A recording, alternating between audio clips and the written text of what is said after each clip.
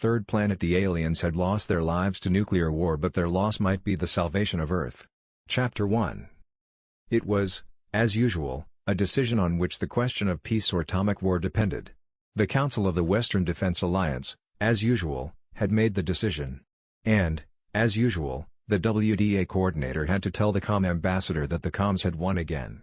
The WDA would not risk atomic war over a 30-mile shift of a national border in Southeast Asia. "Perhaps," said the COM ambassador politely, "it will be easier for you personally if I admit that our intelligence service has reported the decision of your council." He paused, and added, "in detail."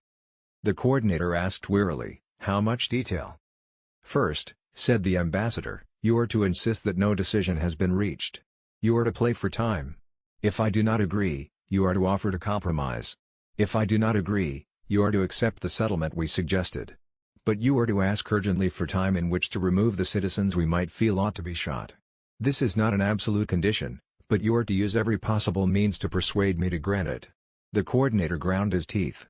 But the council wouldn't go to war for a few thousand citizens of an Asiatic country who would probably be killed in the war anyhow. There would be millions killed in Western countries if the war did come. "I have much respect for you," said the ambassador politely, "so I agree to 3 days of delay during which you may evacuate disloyal citizens by helicopter. On the 4th day our troops will move up to the new border. It would be unfortunate if there were clashes on the way." "We can't get them out in 3 days," protested the coordinator. "It's impossible. We haven't enough copters." "With warning to flee," said the ambassador, "many can reach the new border on foot." The coordinator ground his teeth again. That would be a public disgrace, and not the first one for the WDA for not protecting its friends. But the public in the Western nations did not want war. It would not allow its governments to fight over trivial matters. Its alliance could not make threats. On the other hand, the public in the COM nations had no opinions its governments had not decreed. The COM nations could threaten. They could even carry out threats, though made for trivialities. So the WDA found itself yielding upon one point after another. Eventually it would fight, and fight bravely, but too late. The coordinator said heavily, "You will excuse me, Mr. Ambassador. I have to see about getting as many copters as possible to Southeast Asia." Some hundreds of light-years away, the survey ship _Lotus_ floated in space, a discrete number of millions of miles from the local sun. It was on a strictly scientific mission, so it would not be subject to COM suspicion of having undesirable political intentions. At least they hadn't demanded to have an observer on board. COM intelligence reports were notoriously sound, however, and possibly spies had assured their employers that the _Lotus_S_ mission was bona fide. Her errand was the mapping and first examination of a series of Sol-type solar systems. This was the 9th such system on the list. The third planet out from the Sun, here, lay off to starboard. It was near enough to have a visible disk to the naked eye, and moderate magnification showed ice caps and permanent surface markings that could be seas and continents. As was to be expected, it was very much like a more familiar third planet out Earth. The skipper gave Nolan the job of remote inspection while the gross examination of the system went on. Nolan had a knack for such work, and much of it naturally fell to him. "Okay," he said resignedly, "another day, another world." "My private nightmare," said the skipper, with humor, "is bug-eyed monsters. Try not to find 'em here, Nolan." "Eh?" He'd said that 8 times before on this voyage. Nolan said, "My private nightmare is getting home and finding out that while we've been finding new worlds for men to live on, they've started a war and made Earth a place to die on. Try to arrange that it doesn't happen before we get home." "Eh?" He'd said that 8 times before on this voyage, too. "I wish us both luck, Nolan," said the skipper. "But that ball out yonder looks plausible as a nest for bug-eyed monsters." He shook his head and went out. He was still being humorous. Nolan set up his instruments and went to work. As he worked, he tried to thrust away the thoughts that came to everybody on Earth every day. They were as haunting, some light centuries from Earth, as back at home. There was the base the COMs were building on the Moon. The WDA had an observatory there, but the COMs were believed to be mounting many more rockets than telescopes. And there was that unsatisfying agreement made between the COMs and WDA just before the _Lotus_ took off. Each promised solemnly to notify the other of all space takeoffs before they happened. The idea was to prevent a mistake by which a Pearl Harbor-style attack might be inferred when it wasn't really happening.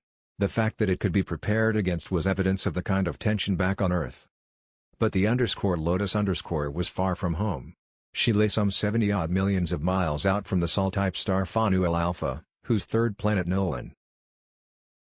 He set off a distance pulse and took angular measurements of the planet's disk. The ratio of polar to equatorial diameters was informative. The polar flattening said that the day lasted about 30 hours. Almost like Earth's. The equatorial diameter of 8,200 miles was much like Earth's. The inclination of the axis of rotation indicated seasons not exaggerated, but much like the seasons on the third planet of Sol.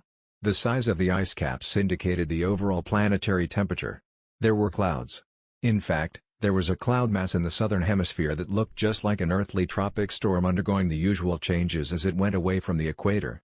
This was very much like Earth. And the dark masses which were seas. Nolan frowned. Those mud-colored patches were water. Undoubtedly. A narrowband light filter proved it. But the areas which were neither sea nor cloud mass? There were 3 levels of brightness to be seen on the disk outside the polar areas. One was sea bottom. One was cloud. The other. Nolan fretted a little. There was something wrong. The solid ground surface of the planet was too light in color. It was such items that a person with a knack for it would notice sooner than a man without the knack. Vegetation should be more nearly midway between sea bottom and cloud mass in color. Nolan fitted in the chlorophyll filter. On the planet of a Sol-type sun, vegetation had to use chlorophyll or else.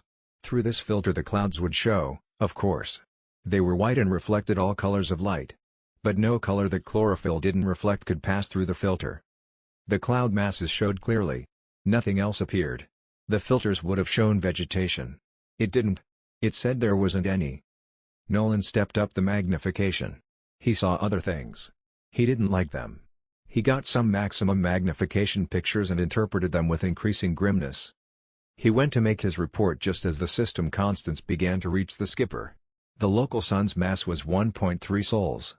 The solar rotation period was 34 days. There were sunspots of perfectly familiar kinds. The Loriak laws about the size and distribution of planets in a Sol-type system were borne out. One was small, and its sunward side was probably at a low red heat. This was like Mercury. Planet 2, like its analog Venus in the home system, would be resolutely unoccupable by man. Planet 4, analogous to Mars, was smaller than 3 and had a very thin atmosphere. There were gas giants in orbits 6 and 7. Then a novelty: Loriak's laws predicted things about fifth planets, too, but they'd never been verified because fifth planets were unstable. They blew up. Only fragments asteroids had so far been noted where fifth planets of Sol-type Su. But there was a fifth planet here, rolling magnificently through emptiness. It matched the Loriak predictions. It had an atmosphere, which should contain oxygen. It was the first Sol system fifth planet ever observed. There was a babble in the skipper's office as the discoverers of the fifth planet told him about it. Nolan said curtly, "I've something more urgent to report. Planet 3 ought to be like Earth." It was. It isn't, any longer. It's dead. Nobody paid attention. There was a fifth planet. It was unparalleled. All the theories about the absence of fifth planets could now be checked. "I'm telling you," said Nolan sharply, "that the third planet's dead. It was alive, and something happened to it. It has seas and clouds and ice caps, and they're water. But its land surface is pure desert. Where life can exist, it does. Always. Life did exist here. Now it isn't." He turned to the skipper. "Maybe bug-eyed monsters killed it, skipper. It looks to me like murder." Then they stared at him. He spread out his pictures. He pointed out this item and that. They were conclusive. Nobody else might have realized the facts behind them quite so soon, but when put together they fitted. "Familiar, eh?" asked Nolan sardonically. "You recognize the pictures like them before. They weren't made with cameras, like these, but artists drew them from descriptions of what would happen. Here it's happened. I think," he added, looking at the skipper, "that this is more important than fifth planets. I think we'd better go over and get what information we can and take it home. Death like this implies life a lot like men. If non-human creatures can do something as human as this, we'd better get the word back home so something can be done to get ready before we find them or they find us." The skipper went carefully over the pictures. On one he put his finger on a feature Nolan hadn't mentioned. He seemed to wince. "I think you win, Nolan," he said painfully. "We'll send a drone down. I doubt we can land, but this ought to be checked. Immediately. Maybe I should add inconspicuously. Confidentially, said the COM ambassador to the coordinator of the WDA, confidentially I agree that it is a trivial matter. But we are a new nation. Our people lack perspective. They rejoice in the strength and vigor of the nation of which they are citizens. They will not allow that nation to display what they consider weakness in any matter. One has to allow for a certain exuberance in the people of a nation newly freed from the tyranny of capitalists and warmongers such as still enslave the people of your countries. We cannot yield in this matter. The coordinator said. To be confidential in my turn, we both know that what you just said simply isn't true. Your government decides what its public shall think. It makes sure they don't think anything it doesn't want them to. The COM ambassador shrugged his shoulders. He was very polite. He did not even pretend to resent being called a liar. Now, my country intends to move forward in this matter in 10 days, he observed. And it would be deplorable if our soldiers were fired on.